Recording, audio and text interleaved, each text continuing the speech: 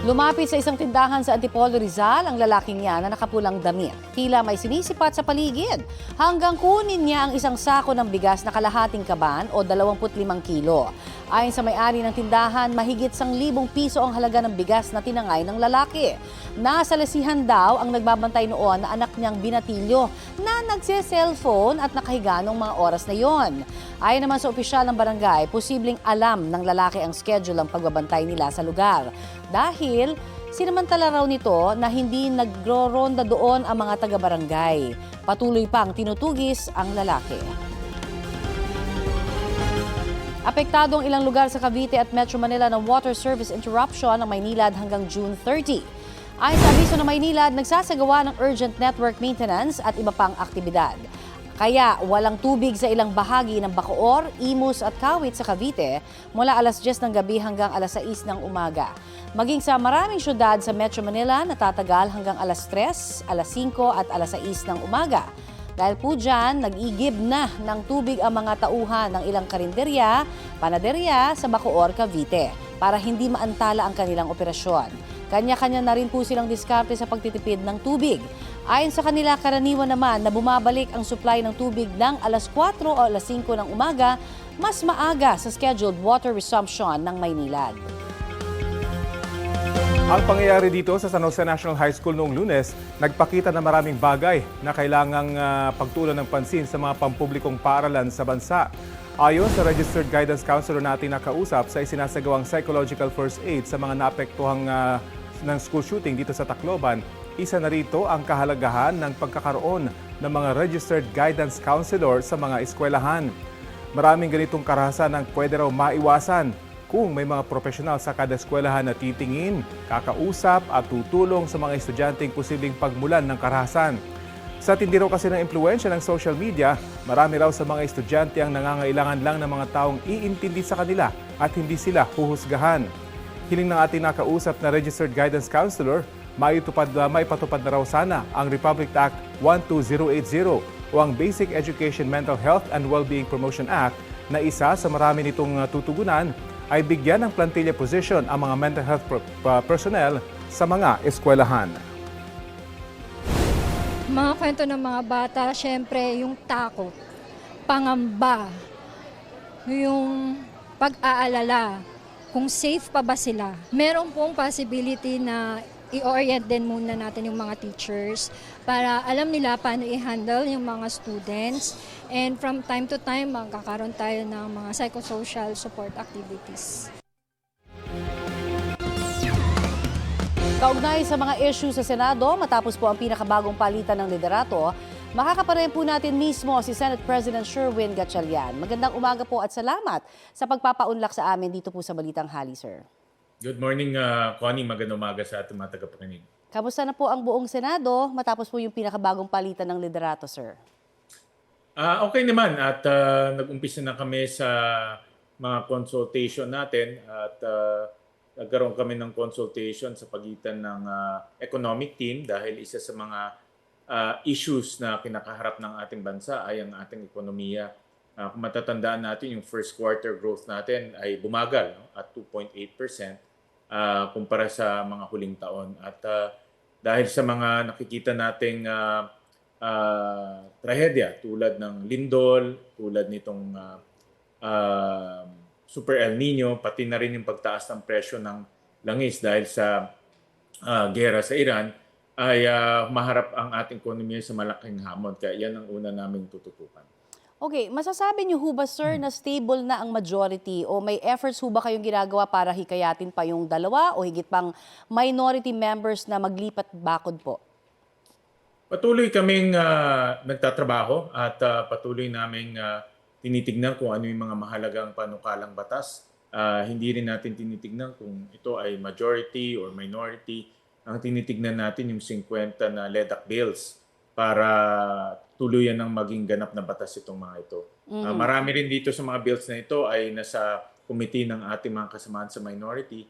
Kaya magtutulungan tayo para maging ganap na batas itong mga LEDAC bills. Okay, nagkausap na ho ba kayo ni Senator Alan Cayetano matapos ninyong maluklok bilang Senate President, sir? Darating rin tayo dyan, Connie. At kausap ko rin ang ating mga kasamahan sa minority para makita kung ano yung mga suporta na kakailanganin nila, lalong-lalo na dito sa mga panukalang batas na tinatalakay natin. Okay, may mga konkreto na ho ba kayong hakbang or plans, no, para gawin na once and for all, no, na maghilom na ho yung lamat sa pagitan po ng Senate majority at minority?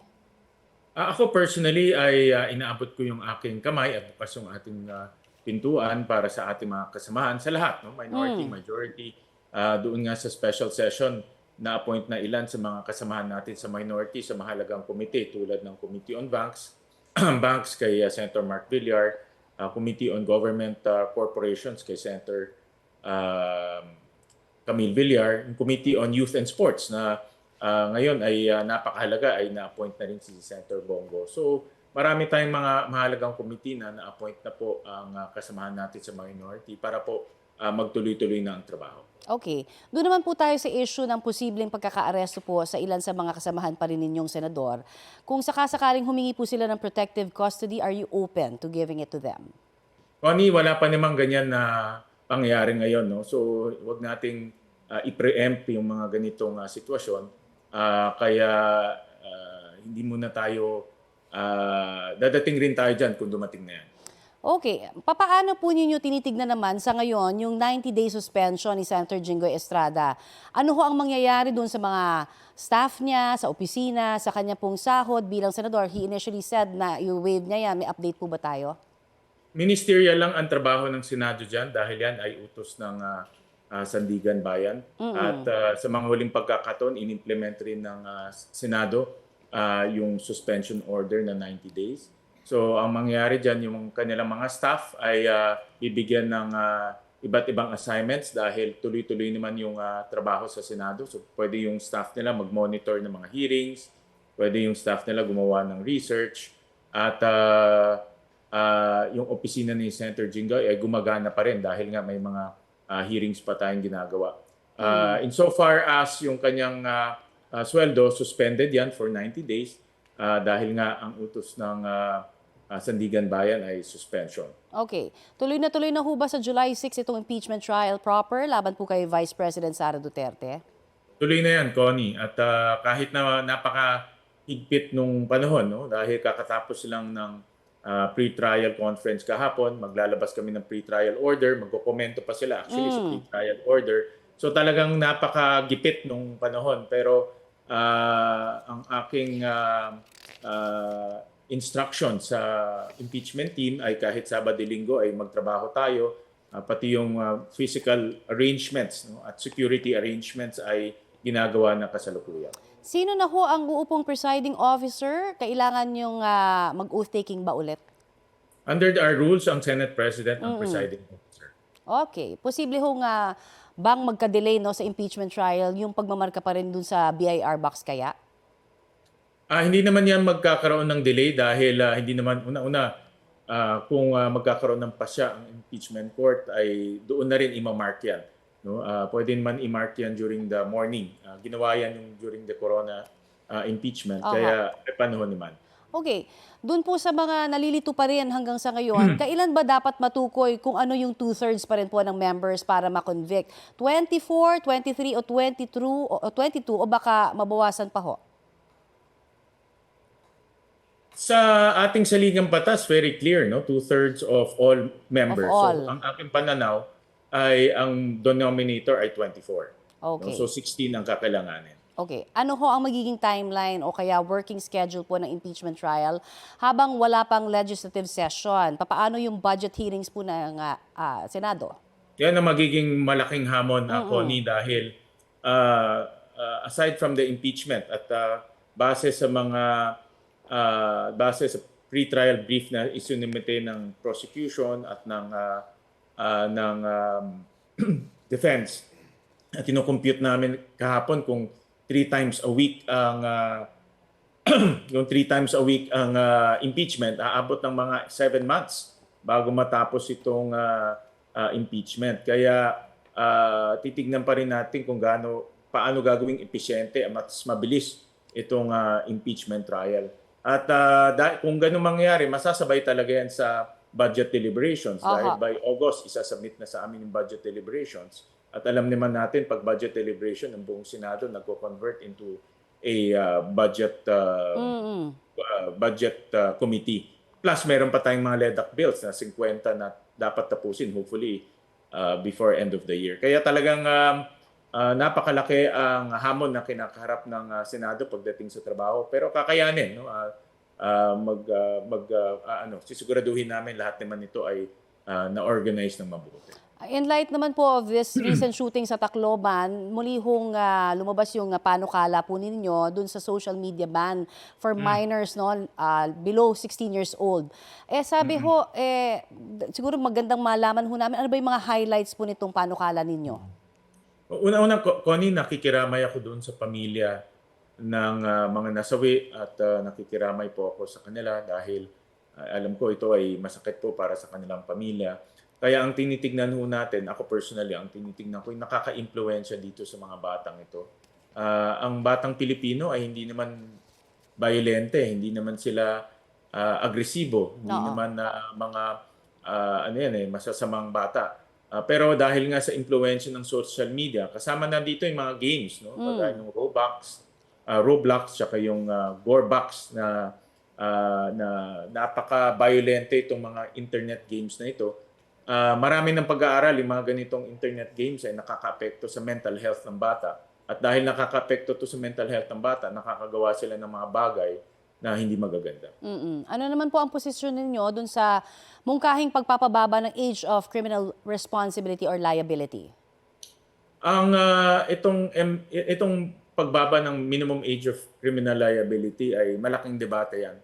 At ang importante dito ay pagpapatupad nitong batas. Dahil nung ako mayor, Connie, meron kaming bahay Pag-asa at nakita namin kung maganda ang programa, ang bata ay nare-rehabilitate, nabibigyan ng pangalawang pagkakataon at nakakabalik sila sa lipunan ng maayos at kapaki-pakinabang. Kaya importante dito yung implementation at yan ang dapat i-review natin kung ang implementation ba ay maayos at kakailanganin pa ng karagdagang pondo. Okay, marami pong salamat sa inyo pong ibinahagi sa aming oras po ninyo, Senate President. Maraming salamat, Connie. Thank you. Ayan po naman si Senate President Sherwin Gatchalian. Halos 100 na po ang latest na bilang ng nasawi matapos ang magnitude o magkasunod na magnitude 7.2 at 7.5 na lindol sa Venezuela. Sabi ng isang mambabatas na kapatid ni Interim President Delcy Rodriguez, mahigit 1,500 na ang naitalang sugatan. 200 ang nananatiling trap sa mga gumuhong gusali. Kabilang sa mga gusaling yan ay mga ospital, headquarters ng Red Cross ng Venezuela, pati ang embahada ng France. Nagpapatuloy po ang rescue operations. Nagpadala naman ng tulong sa Venezuela si Pope Leo XIV. Ayon sa Vatican News, nagpadala siya roon ng 100,000 euros o mahigit 8 million pesos bilang inisyal daw na kontribusyon. Nagpaabot naman ng pakikisimpatya si Pangulong Bongbong Marcos sa mga biktima ng lindol. Nakikisa-anya ang Pilipinas at umaasa siya sa pagbangon ng mga nilindol. Ayon sa Department of Foreign Affairs, hindi pa sila nakatatanggap ng ulat na may Pilipinong kabilang sa mga nasawi o sugatan doon. May mahigit 70 Pilipino sa Venezuela. Patuloy raw na minomonitor ng DFA ang sitwasyon. Hulikam sa Muntinlupa ang pananakit ng isang lalaki sa 2 senior citizen na pasahero ng jeep. Aminado ang LGU na matagal ng problema sa lugar ang panghaharas ng mga namamalimos kapag hindi sila nabibigyan. Balitang hatid ni Oscar Oida.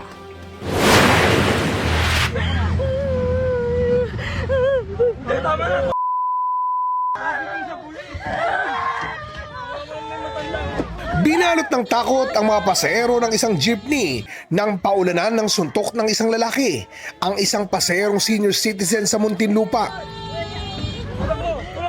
Sinubukan pang pumalag ng senior citizen pero wala ring nagawa sa pagsugod ng lalaking walang damit pang itaas. Maya-maya, binalingan naman niya ang isa pang lalaki na nakaupo sa sahig ng jeep.